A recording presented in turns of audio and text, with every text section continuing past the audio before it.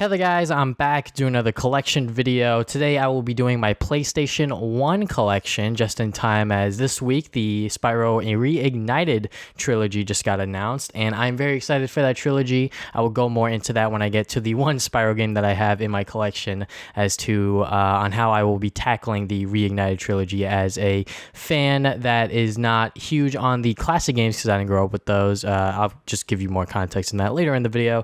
But anyways, let's jump into the first game that I have in my PlayStation 1 collection, Ape Escape. This is a game that I played. I played the PSP game, Ape Escape on the Loose or something like that. It's one of the PSP games. I played that a lot, and I picked this up shortly after.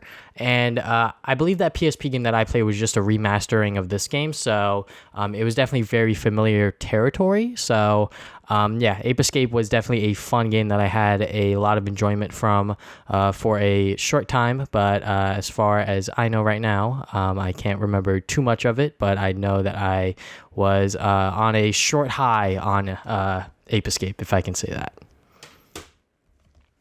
Next game here, Colony Wars Vengeance. Oh, look, there I am in the reflection. But anyways, so this is a game that I bought at a thrift store for pretty cheap, just because they had it and it looked like it was in pretty good condition. I probably played 5 minutes of it when I bought it, and I don't remember much of that. So it's a single player game. It looks like it's taken place in space and you shoot down ships and do missions. That's what it looks like for me. Anyways, so yeah, there's that. Getting into one of the classics on the PlayStation 1, Crash Bandicoot 2 Cortex Strikes Back. This is still my favorite Crash Bandicoot game. When I replayed it on the PlayStation 4 with the Insane Trilogy, I had a blast playing this game just because I just love this entry of the Crash Bandicoot Trilogy so much. And yeah, I just had a blast playing it on the PlayStation 1 when I first played it, and replaying it on the Insane Trilogy was just amazing. Speaking of Crash Bandicoot, I also have Crash 3 Warped. This one tried to... I would say that this is the much more experimental Crash Bandicoot game when it comes to the trilogy, because the first one was just the base one, and then the second one just built upon what the first one did, but did certain things better and added certain mechanics. While with this one, they just added a bunch of stuff to go and test things out and just pretty much see as to what would fit with the Crash Bandicoot series, I felt. So as you can see on the back, they added Coco levels, they added the motorcycle, the plane, obviously the regular platforming levels as well were there, but they also added like power-ups that you would get after boss fights and all that stuff, which it was okay. This is definitely not my favorite Crash Bandicoot game. I would say that this is my least favorite. I still like obviously Crash 2, and then I feel like Crash 1 slightly better than this game, or Crash 1's slightly better than this game. I believe I said that right earlier, but I'm going to just say that again just to go and reiterate that. But yeah, still a good game. It's just my least favorite out of the trilogy. Coming up next is Crash Bash. I believe I bought this at a Long Island Retro Gaming Expo. I believe it was my first year when I bought this. The first year that the convention happened is when I bought this game, and I pretty much bought this because it was like Crash Bandicoot but with Mario Party. But I shortly learned that you need to actually play like the single player to like unlock a lot of like the mini games and stuff like that, which I was like, I don't know if I really want to do that just so me and my friends could have a couple of hours of fun. Also, I think I need a multi-tap. Actually, no, wait, I have one of those for my PS2, but yeah, the fact that this game doesn't have all of the mini games unlocked from the start is a little upsetting. So, but pretty much from what I know, this is a Mario Party style game, but with Crash Bandicoot characters, and I believe it's just the mini games. So there's that. Croc, Legend of the Gobos, I believe. This is a platforming series that I want to get into. It's a series that I've yet to play, but I know that there are some people that really do like this game. I'm not exactly sure if this game gets a lot of hate. in terms of like actually being a bad game or whatever, but I really do want to go and try this series out and see exactly what it's all about, because every single time I hear about PlayStation 1 platformers, it's always Crash Bandicoot, Spyro, and then Croc is sometimes, in there in terms of like the top 3 that people mention. So definitely want to go and see what this game is all about. As you can see, I paid $9.99. I believe I bought this at a Long Island Retro Gaming Expo convention as well. I believe it was the second year I went, if I can recall correctly. But there's that. Dragon Ball GT Final Bout. This was actually my first ever PlayStation 1 game. And when I bought it, I didn't even know that it was a PS1 game. I just went into GameStop and they had this. And at the time, when I had my PS2, all we played was Dragon Ball Z, Budokai 2, and Budokai 1. So seeing a Dragon Ball GT game on the shelf, I was like, ooh, let me go and, buy this. So, but yeah, it's like a very weird and outdated fighting game, but with GT characters and obviously some Dragon Ball Z characters in there as well. And the first time I played this with my brother, we didn't know that you couldn't use the analog sticks, so like we were like, how do we move? And then it was like, oh, it's with the D-pad. So but yeah, my first ever PlayStation 1 game right here. Next game we got here is Frogger. I believe I bought this at a thrift store for a pretty decent price. But yeah, it's pretty much just Frogger, but on the PlayStation 1 with updated graphics and all that good stuff. So it's pretty cool.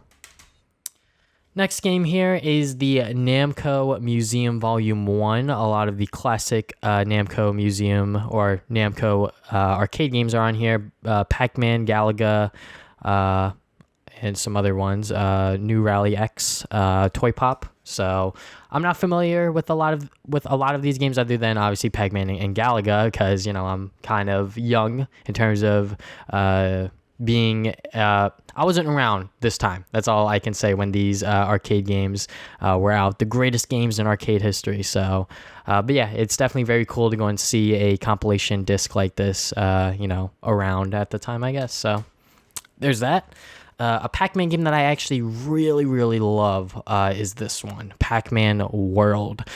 This was like my first ever PlayStation 1 game that I actually finished, because when I discovered this new platforming series called Pac-Man World, I was like, all right, Pac-Man World 2 is on the PlayStation 2, and obviously Pac-Man World 1's on the PS1, so I went to my local Play and Trade because I was like the only place that I knew at the time near me that sold PS1 games, so I was like, all right, I'm gonna buy Pac-Man World because they had a bunch of copies there. So I bought it, came home, and the copy that they gave me actually didn't work at a certain point. Like after a certain point in the game, because I actually got pretty far, the game would just stop working. So thank God we had the receipt still and all that good stuff, so I was able to exchange it for a different copy, and I was able to finish the game. And actually, to finish the game, you had to go and get a certain collectible that I kept skipping. And ever since this game, I've literally, every single time I play a platformer, I always try my best to get as much of the collectibles as possible. So just in case of like they do that again, where it's like you need this collectible to finish the game. So ever since I played Pac-Man World, I don't even know what year it was, like 2010 or something like that. When I played this game for the first time, I was like, I need to get all of the collectibles. From now on, whenever I play a platformer, it's literally all because of this game. Next game we got here is Rayman. I actually don't have a lot of memories playing this one, but I have memories of playing the Game Boy Advance version of the game. I believe that's some sort of like remake of this game, actually. And I actually... Let me stop saying actually. I had a lot of fun with the original Rayman, and hopefully I'll be able to actually finish the game because I love Rayman Origins and Rayman Legends, and those games were just fantastic. I have no idea what they're going to do with Rayman in terms of Ubisoft right now, but just going back to this game is just of pretty much a evolution as to where platformers have been. So but yeah, the original Rayman on the PS1, hopefully I'll finish it by my next collection update for the PlayStation 1. Rayman Rush. I bought this at a Play and Trade as a impulse buy. I actually had no idea what I was getting into, but I was like, a Rayman game that I've never seen before, and it was pretty cheap. So I was like, let me go and see what this is about. pretty much this is a racing game, and yeah, that's pretty much it. It's a 2-player racing game. I wish it went up to 4 so I could play with all my friends, but it's a 2-player racing game, and you pretty much just platform and race each other to the end. So there's that. I actually had no idea that this was actually the premise of the game. Like when I saw the box art, I was like, oh look, a Rayman game, and then I looked at the back, I was like, oh, it's a racing game, and I think it was like $5. So I was like, all right, let me go and pick it up and see exactly what this is all about. Another PlayStation 1 game that I've yet to play, and I really hate myself for not.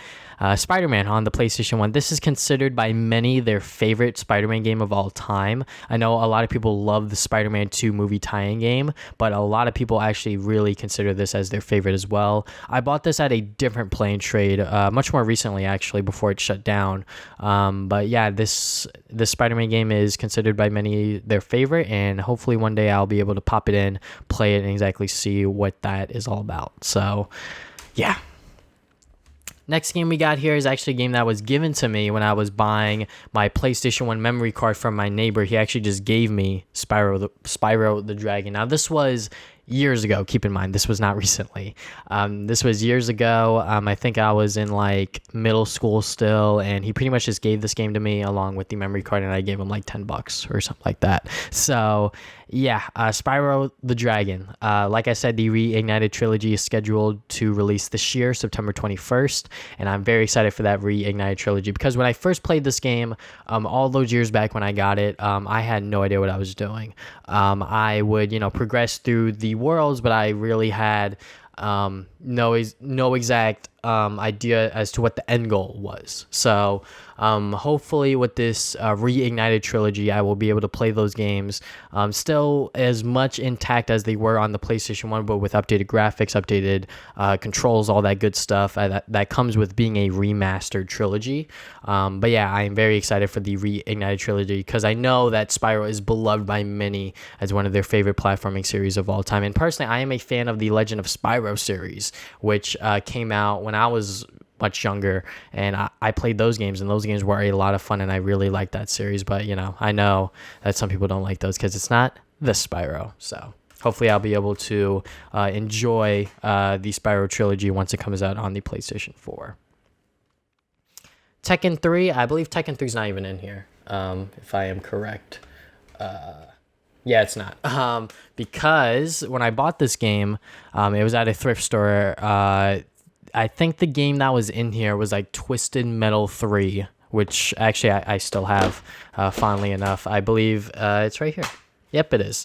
All right, so I believe Tekken 3 had Twisted Metal 3 in there, or something like that. Some like weird like thing was going on there, and I was like, all right, I like Twisted Metal, so I'll just buy the Tekken 3 case so I could get Twisted Metal, and it was a pretty cheap price. I bought this from my local thrift store before they also sadly shut down. So yeah, Tekken 3 case.